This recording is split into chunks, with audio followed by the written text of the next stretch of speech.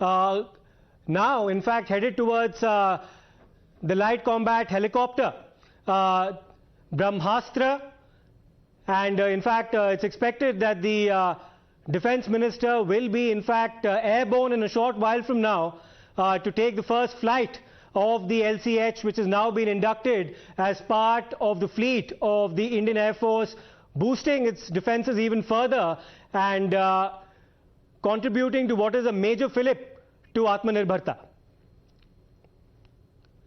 It is a very, very important military platform that has now been put together by Hindustan Aeronautics. It's a great achievement for India's defense manufacturing capabilities. It shows that the government's vision is very much online.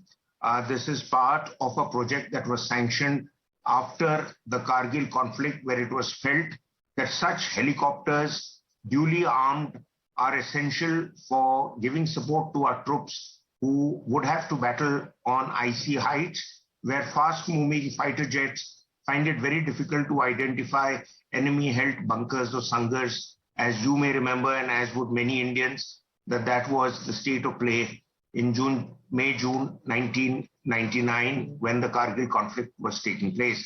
The second thing is that the helicopter has been tested both in high altitude and in the plains. Jodhpur, I've been there, is a major base for our attack helicopters, and this variant will operate both out of Jodhpur and in the higher reaches. The point that I want to bring out, and which hasn't really been covered even with respect to the Raksha Mantri's long speech, was that the whole speech, barring aside an odd mention in the end, gave the impression that the aircraft is only going to be operated by the Air Force.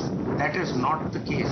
The aircraft will be operated also by the Indian Army, and the first set of 8 these helicopters have been given 4 each to the Army and the Air Force. A total of 15 have been made in the first lot, and 120 to 140 will be made eventually.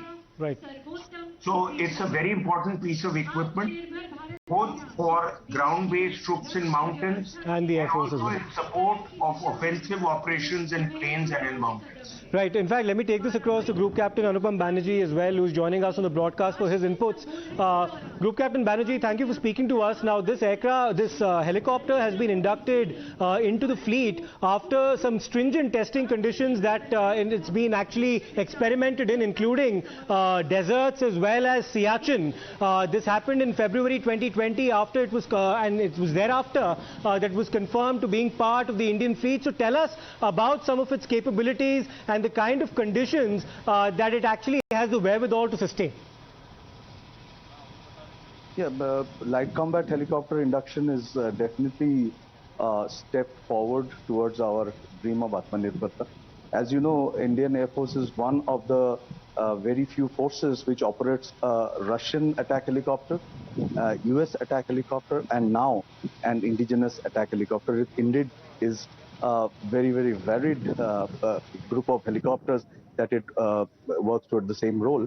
And as you know, Indian Air Force, the Hindustan Aeronautics Ltd, some of its helicopters have really done very well, both with the Army and Air Force. And light combat helicopter is definitely a shot in the arm for the Indian Air Force. And if you look at its firepower and the overall capability, it's at par with most of the modern platforms that are at present flying. So it's a great way forward for Atmanirbharta. And Group Captain Banerjee, also take us through how it's also going to aid the Army in the synergy that we can expect between the Army as well as the Air Force, because according to the Ministry of Defence, 10 of these helicopters will be, of course, used by the Indian Air Force and an additional 5 by the Indian Army. So take us through the synergy that we can expect.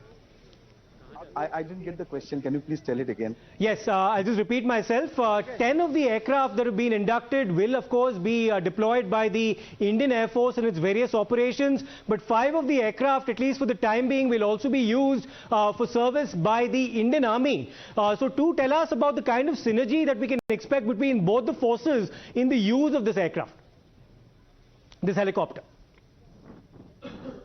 I couldn't get your question actually because of poor audio quality. But if I get that correct, that whether this helicopter, as you know, is indigenously manufactured.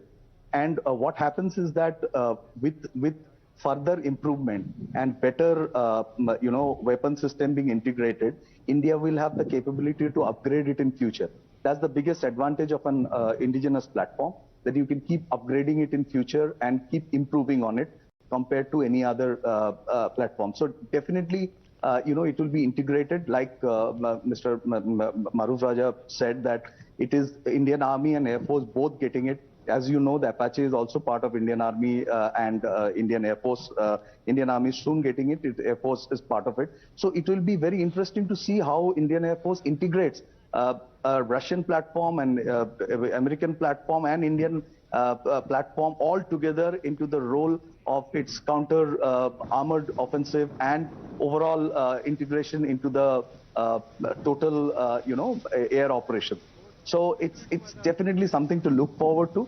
And as air warriors, we'll definitely be very, very thrilled to see Indian Air Force operating it and, taking it to betterment with every passing day.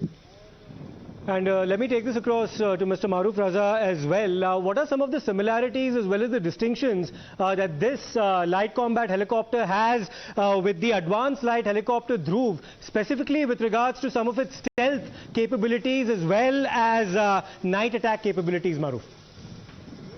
Dhruv has been manufactured by HAL, DRDO combined. So basically, the fact is that Dhruv, this is lighter, more agile, and an advanced version of the Dhruv, I would say, at least in some areas. Because, for example, on the Dhruv, a certain variant was being added on with machine guns and all placed on the Dhruv, whereas certain variants, if I understand correctly, were not fully armed. This one is a combat helicopter. It's not just a light helicopter. Yes. So the advantages are that this variant is what military men would call a flying tank. There are others. The more advanced version and the more powerful version is the right word. The Apache AH-64 that we've got from the Americans. But the Army, and your question to Group Captain Banerjee, what kind of synergy that needs to be between the Army and the Air Force? That's correct. There has to be a lot of synergy. The airspace, the Air Force are past masters of the airspace. They know exactly, they have the whole Indian airspace nicely mapped out on their systems. They know exactly the kind of responses that need to be put into play in certain situations, as you just brought out prior to this, when you were talking about the Iranian airline which went over Indian airspace and how the Indian Air Force, true to form, reacted very quickly when it started circling around Delhi, which is a national security threat. It has been identified for years as one of the areas which would need quick reaction from the Air Force units that are placed around Palam to respond to it minute to minute, 24/7. So the Air Force is far, far more adept at handling airspace, but notwithstanding that, the Indian Army is now got its act together, because the Indian Army had been flying helicopters for ages. But these were the Cheetahs and the Chetaks, which was part of the Army Aviation Corps. But now this kind of weapons platform is more so a part of Aviation Corps, where you get the firepower, and people particularly who would be trained also on the operations of tanks on the ground would be duly trained also with the operational role such helicopters have to play, because they are, as a thumb rule, you can say that one helicopter, if used properly in battle, can knock off a squadron of tanks or more. A squadron is 14 tanks. So that is the kind of efficacy attack helicopters bring on battle. Knocking off the number of tanks depends on the firepower it has. This one has rockets, it has the magic missiles, which are French variants. This also has nose-mounted 20 gun, which is good to knock out light vehicles or light armored vehicles, infantry combat vehicles. So it's a pretty potent weapon system. It can knock off trenches and the bunkers and sangars, which infamously were occupied by the Pakistanis around Kargil. Yes. And now a similar situation has come to be across the LAC in Ladakh. So these platforms have an advantage of what they call standoff distance. Standoff distance means at a particular point they can stand in the air and knock a target, and the enemy does not have, the ground troops would not have the necessary distance the rockets can cover to knock it off the air. So it can happily position itself in the air, knock off a couple of targets and then pull back. And that is a very big advantage that attack in combat helicopters have vis-a-vis ground troops who have limitations on how far their machine guns and their missiles can reach in the air. So that is the big advantage. And finally, the pilot is very well equipped in this as compared to the earlier variants. Okay. I mean, he has head-mounted sights. He has a whole lot of equipment in his helmet, which really give him the kind of eyes and ears. And if you see the photographs of the helicopter, it has glass cockpits, but these are bulletproof glass cockpits. So therefore, the helicopter can allow the pilot to see above his head and sideways while he's operating in a war zone. And it can take high altitude. 16,500 feet is the tested altitude. But the Indian Air Force in the past is known to push those limits, as it has done in Siachen. Because remember, the Siachen conflict is the longest running air battle in the history of the world. Right. And a lot of credit has to go to Air Force pilots for that. So a combination of Army-Air synergy, both at the ground level and in the air, and how they interact and exchange each other's information and support each other's capabilities is what makes you win or lose wars. And Maruf, tell us a bit about scalability now, because 15 of these helicopters have been inducted, 10 for the Air Force, 5 for the Army, like you rightly mentioned. The sky is the limit as far as indigenous production is concerned. But how do you see our defense forces now scaling this up to a certain level where the reliance on foreign technology as well as foreign aircraft as well as helicopters is minimized significantly over a period of time? Good question, Siddharth. Right now, without getting too exuberant and jingoistic, let's remember that about 50% of its capabilities are made in India and 50% come from outside. Over a period of time, it'll be nice if about 80-90% are made in India.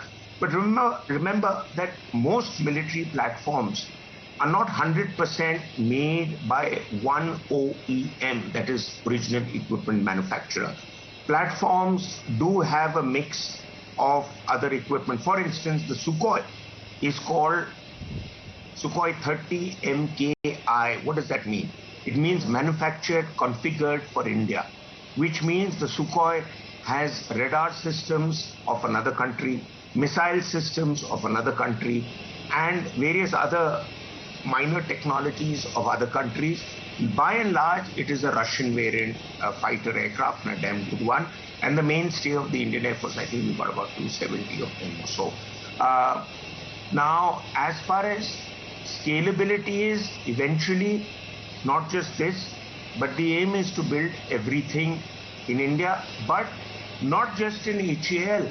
It would be a good idea if more and more of this is given to the private sector in India, which is desperately waiting in the wings to get more and more involved in manufacturing military equipment. A classic example is the DRDO combined with Bharat Forge, the ATAGS gun. It can fire more than any artillery gun in the world.